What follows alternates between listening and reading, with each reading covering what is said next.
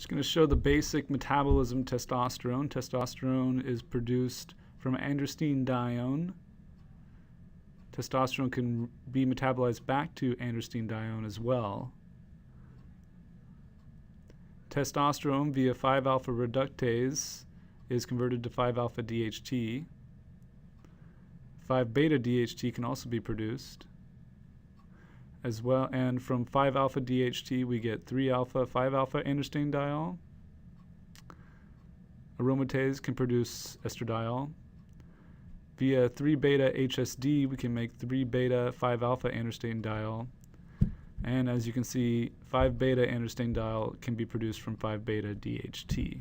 So the important thing to note here is that testosterone is converted to 5-alpha DHT via 5-alpha reductase.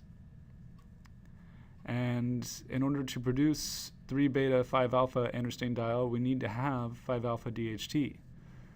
5-alpha DHT is converted to 3-beta 5-alpha androstenediol via 3-beta HSD, as well as 17-beta HSD and 5-alpha reductase. All three of those enzymes appear to be required to produce 3-beta 5-alpha androstenediol, which is also known as 5-alpha androstene 3-beta 17-beta diol, or 3β-Adiol for short.